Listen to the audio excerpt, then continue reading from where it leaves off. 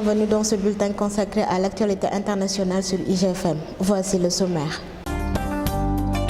Au Nigeria, le gouvernement réfléchit à toutes les possibilités pour permettre la libération des lycéennes enlevées par Boko Haram qui propose de les échanger d'avril en excédent budgétaire de 107 milliards de dollars.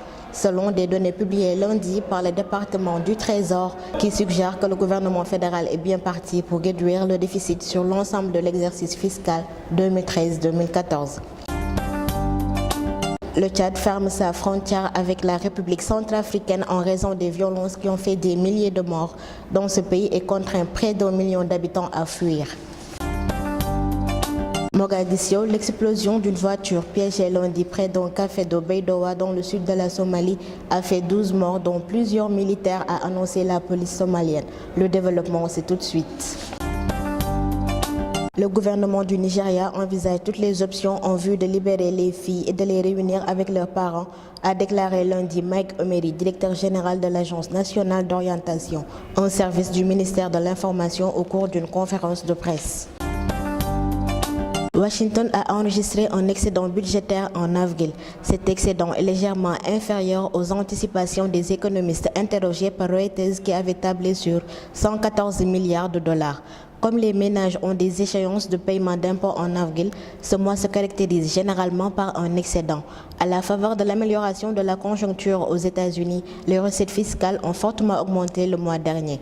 À ce stade de l'exercice fiscal qui a commencé le 1er octobre, le déficit budgétaire ressort à 306 milliards de dollars, ce qui représente une baisse de 37% par rapport à la même période de 2012-2013. L'Office du budget du Congrès, Congressional Budget Office, voit le déficit budgétaire revenir à 492 milliards de dollars sur l'ensemble de 2013-2014, ce qui représenterait un repli de 28% par rapport au niveau de 680 milliards de 2012-2013.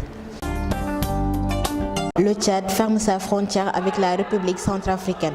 À partir d'aujourd'hui, notre frontière avec ce pays est fermée, a déclaré le président Déby dimanche lors d'une visite dans la localité de Dakar, à une vingtaine de kilomètres de la frontière centrafricaine. Son discours a été mis en ligne lundi sur le site internet de la présidence. Les 1000 km de frontières resteront cependant ouverts aux Tchadiens désireux de regagner leur pays, a-t-il dit. Hormis ce cas précis, nul n'est autorisé à franchir la frontière tant que la crise en République centrafricaine n'aura pas été résolue, a dit Idriss Déby. Le Tchad, qui fut initialement au cœur des efforts africains pour stabiliser la situation en Centrafrique, a retiré ses troupes de ce pays en avril. Les forces tchadiennes ont été accusées par nombre de personnes en Centrafrique.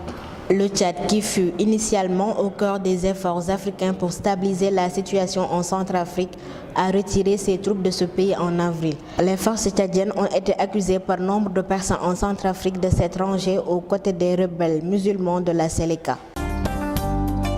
Attentat à la voiture piégée en Somalie. La ville de Baidoa, située au nord-ouest de la capitale Mogadiscio, a été, avec Kismayo, un bastion de rebelles islamistes jusqu'à l'intervention des troupes éthiopiennes en 2012. La voiture piégée visait l'ancien gouverneur de la région de Bay, qui se trouvait à ce moment-là dans une banque en face du café. Certains de ses gardes du corps ont été grièvement blessés. La plupart des personnes mortes sont des habitants qui se trouvaient au café, a déclaré à Reuters un officier de police. L'attentat n'a pas été revendiqué pour le moment. La capitale Mogadiscio a été le théâtre d'une série d'attentats suicides au cours des derniers mois, revendiqués par les insurgés islamistes d'Al-Shabaab, qui mènent une lutte de guérilla contre le pouvoir somalien. C'est la fin de ce bulletin. Merci de l'avoir suivi et merci à nos partenaires de Reuters. L'information continue sur IGFM. À demain pour un autre numéro consacré à l'actualité internationale.